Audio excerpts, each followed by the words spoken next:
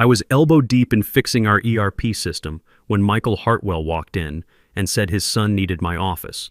13 years I'd been keeping his company from falling apart, and he delivered the news like he was asking me to move a coffee mug.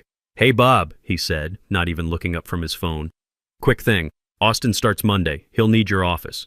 Just like that. No discussion, no warning, nothing.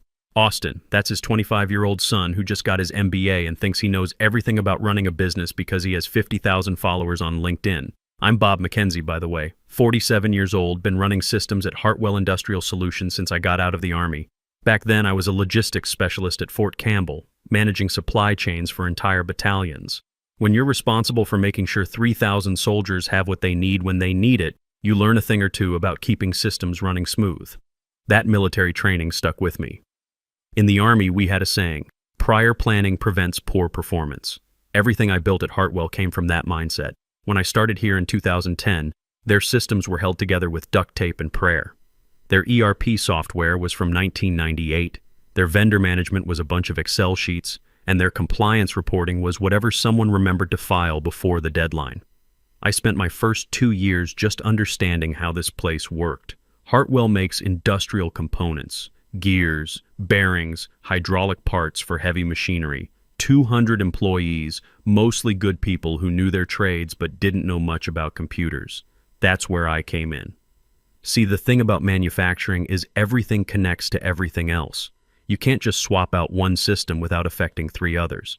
So I built it all custom, wrote scripts that connected our ancient ERP to the vendor portals, created automated alerts when inventory dropped below safety levels, built manual overrides for when suppliers changed their data formats, which happened about every 6 months.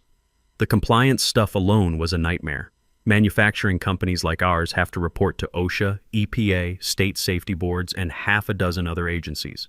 Miss a filing deadline or submit wrong data and they'll shut you down faster than you can say environmental violation. I created a whole system that tracked every requirement, every deadline, every form that needed filing. Took me 3 years to get it right. By 2015, Hartwell was running like a Swiss watch.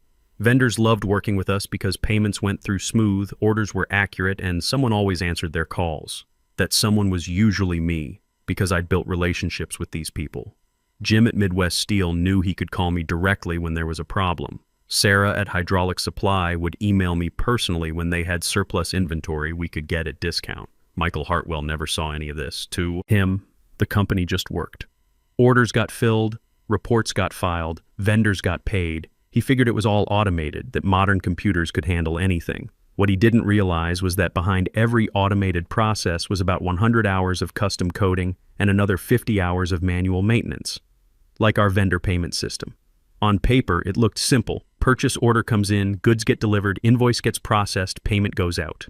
In reality, our ERP couldn't talk to half our vendors' systems. Invoice formats changed constantly. Delivery confirmations came in by email, fax, phone, and sometimes handwritten notes from truck drivers. I had to manually verify every single transaction to make sure the numbers matched. The steel supplier alone had 3 different invoice formats depending on whether you ordered standard stock, custom fabrication, or rush delivery. Their system generated PO numbers that didn't match ours, so I built a lookup table to cross-reference them. When they switched accounting software in 2018, I spent 2 weeks rebuilding the whole integration. Austin didn't know any of this existed. To him, I was just some old guy who sat in an office and typed on a computer. He probably figured he could do the same thing, maybe faster since he grew up with technology. Michael stood there in my office like he'd just solved world hunger. Finally looked up from his phone, seemed surprised I wasn't putting up a fight. "Of course," I said. "That's it. Just, of course." He nodded once and walked out, probably thinking he'd handled that real smooth. I sat there for about 20 minutes, looking around the office that had been my command center for over a decade. My Army certificate hung next to 3 safety awards our division had won under my watch. The whiteboard where I tracked vendor delivery schedules. The second monitor where I kept all the compliance dashboards running. You know what? Fine. I packed up 3 things. My travel mug with the fading company logo, my notebook with 13 years of passwords and vendor contacts, and the flash drive that contained every script, every automation sequence, every manual override that kept this place running. Everything else, The dual monitors, the ergonomic chair Austin would probably replace with some gaming setup, the little plant that somehow survived in the fluorescent lighting. I left it all for him to figure out. Before I walked out, I sent Pat Coleman in HR a simple email. Transitioning to remote work temporarily while office reshuffling occurs, available via email as needed. Then I got in my truck and drove home. Didn't look back once. Monday morning rolled around and I watched from my kitchen table as Austin posted his first day at the office. Kid brought a ring light to a manufacturing facility, posted it on Instagram with some caption about bringing fresh energy to old school industry. I nearly choked on my coffee. The thing is, nobody really knew what I did all day. They just knew that when vendors called with problems, I handled it. When the compliance software glitched during audit season, it got fixed. When our biggest client needed rush orders processed through the system, it happened.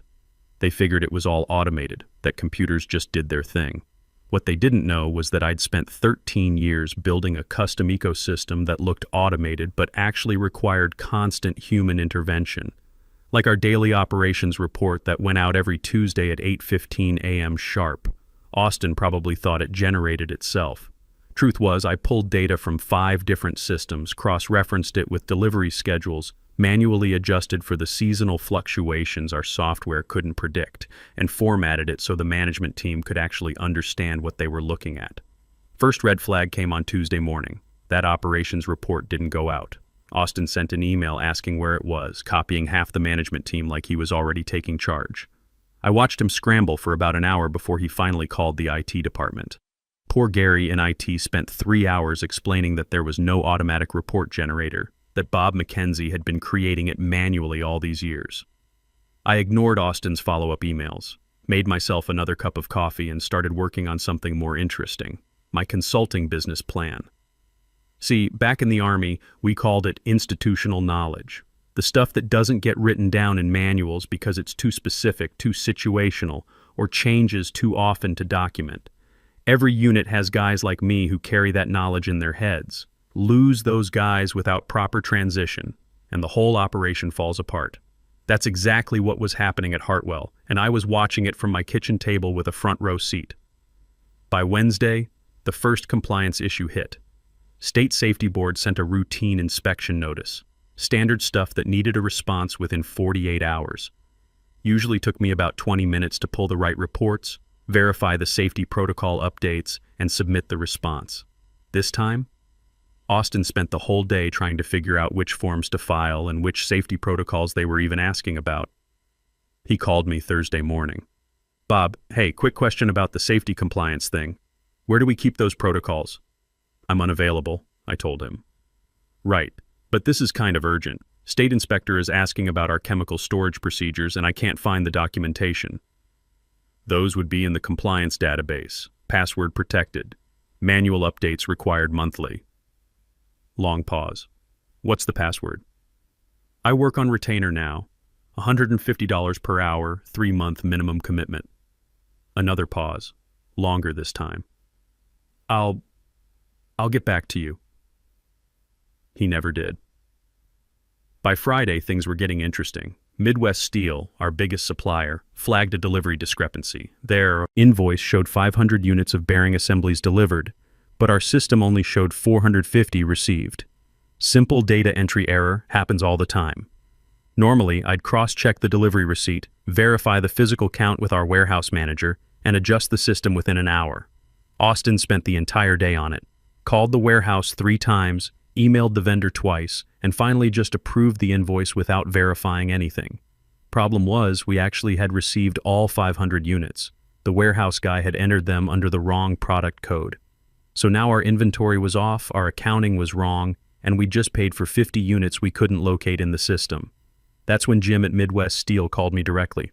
"Bob, what's going on over there? Kid doesn't seem to know how your receiving process works. Should I be talking to someone else?"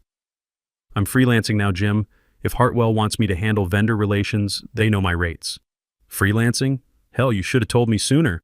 We've been thinking about bringing in a consultant to streamline our vendor management systems. You interested?" That conversation led to my first client. Midwest Steel hired me to audit their accounts payable process and implement some of the automation techniques I'd developed at Hartwell. $12,000 for a 3-month engagement. Not bad for my first week as a consultant. Meanwhile, back at Hartwell, Austin was discovering that running operations wasn't just about having good PowerPoint skills. The monthly vendor reconciliation was due, a process where we compared our purchase orders against delivered goods against invoiced amounts. I'd automated about 70% of it, but the other 30% required manual review because vendors kept changing their formats. Our ERP system had quirks, and sometimes truck drivers just wrote the wrong numbers on delivery receipts. Austin tried to run my automation scripts, but they failed because he didn't know about the manual pre-processing steps.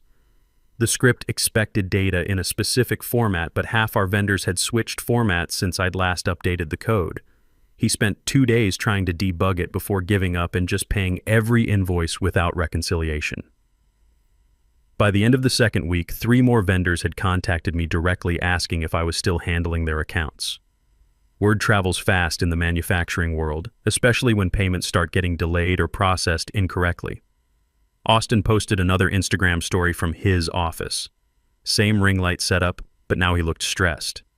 Caption read something about learning the ropes and diving deep into operations. The comments were mostly from his MBA classmates telling him how awesome he was, if they only knew.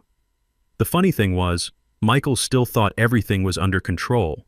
Austin was keeping up appearances, sending daily emails about optimizing workflows and implementing best practices. What he wasn't mentioning was that those optimizations were breaking more things than they fixed, and those best practices were causing compliance headaches that wouldn't show up for another month or 2. But I knew they were coming. In the Army, we learned that systems failures don't happen all at once. They cascade. One small problem leads to another, until the whole operation grinds to a halt. Austin was creating those small problems faster than he could identify them, let alone fix them. I just had to be patient and let gravity do its work. Month 2 was when the real damage started showing. Austin had managed to break our vendor payment system trying to streamline it over a weekend. Kid watched some YouTube videos about process optimization and decided our payment approval workflow was too complicated, so he deleted half the verification steps. Monday morning, 3 suppliers called asking why their payments were 2 weeks overdue. Turns out Austin's streamlined system had been approving payments that never actually got processed. The invoices just sat in some digital limbo he'd accidentally created. Took Gary from IT 3 days to figure out where the payments had gone and another week to process them manually. That's when Hartwell lost their first major client. Richardson Manufacturing had been with us for 8 years. Solid relationship built on reliable deliveries and honest communication.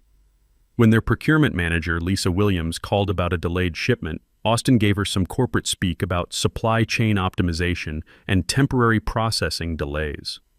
Lisa had heard that kind of talk before. It usually meant a company was in trouble. She pulled their contract the next day. $150,000 annual account, gone. Sent me a LinkedIn message the same afternoon. Bob, heard you're consulting now. We need someone who actually knows manufacturing operations. Interested? That turned into my second client. Richardson hired me to audit their existing supplier relationships and recommend improvements to their vendor management process. Another $15,000 project, plus they introduced me to 2 other companies in their network who needed similar work. Meanwhile, Austin was discovering that Instagram followers don't help when you're dealing with federal compliance audits. OSHA showed up for their annual safety inspection in early February. Routine stuff, but they wanted to see our updated chemical storage protocols, accident reporting procedures, and employee training records. I used to handle OSHA inspections in my sleep. Everything documented, filed properly, cross-referenced with the relevant regulations. Takes about 2 hours to gather all the paperwork and walk the inspector through our procedures. Austin spent 3 days running around the plant trying to find documentation that didn't exist in the format OSHA wanted. Our safety procedures were all there, but they were scattered across different systems, some in digital files, some in paper binders, some just in the heads of experienced workers who'd been doing things the same way for years. The inspector wasn't impressed, wrote up 6 violations for inadequate documentation and gave Hartwell 30 days to submit proper compliance reports. That triggered an automatic review by our insurance company, who promptly increased our liability premiums by 40%. Michael called me that afternoon. First time in 6 weeks. Bob, we've got a situation with the OSHA inspection. Austin's in over his head on the compliance stuff. Could you maybe come in for a day or two just to get us back on track?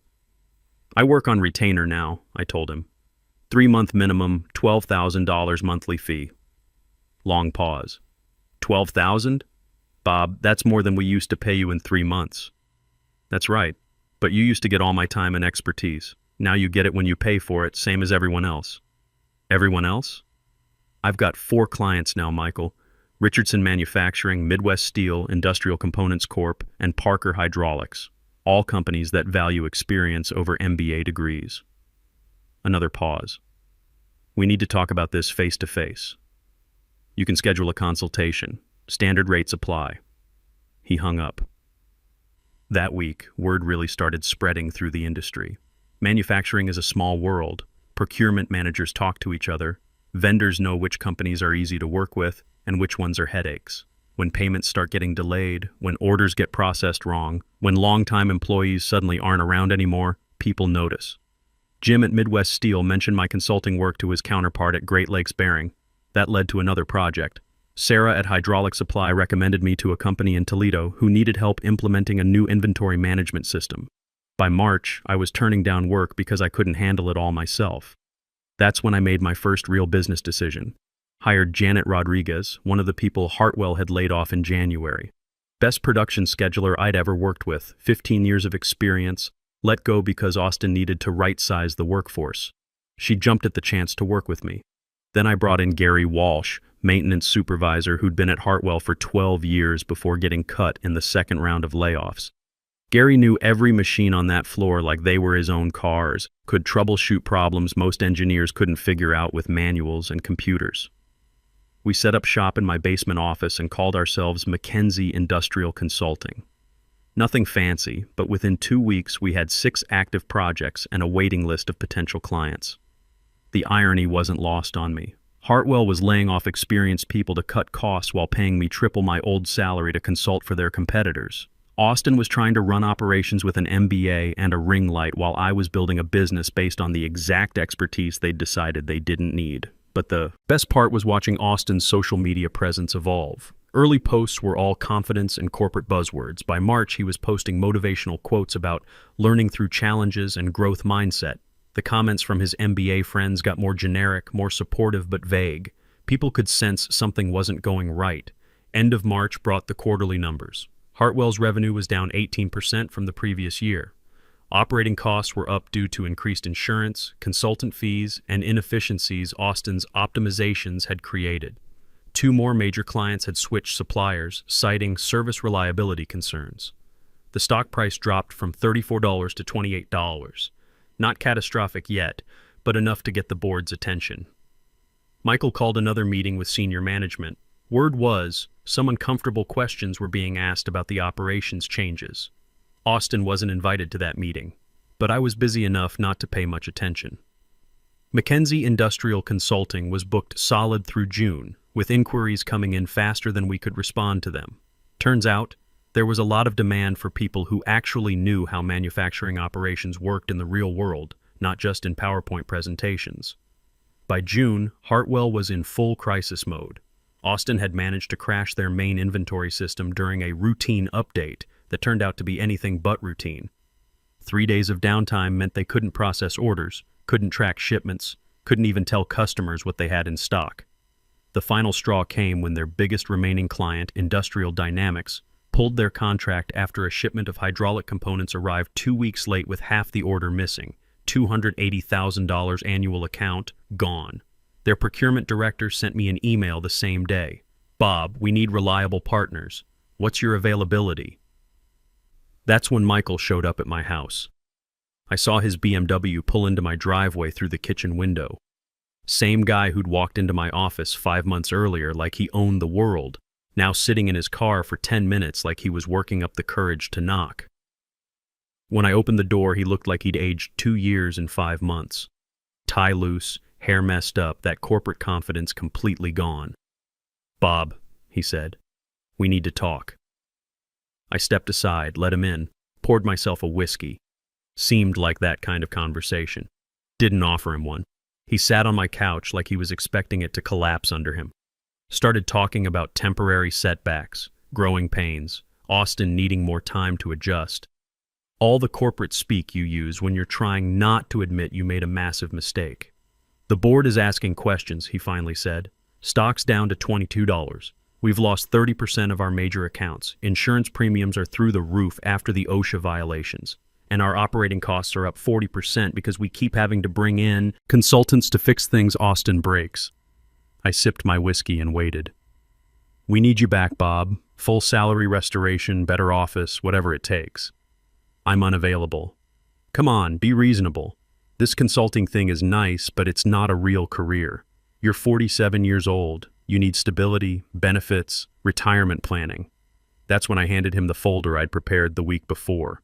Annual report for McKinsey Industrial Consulting, 6 months in business. He opened it slow, like he was afraid of what he'd find inside.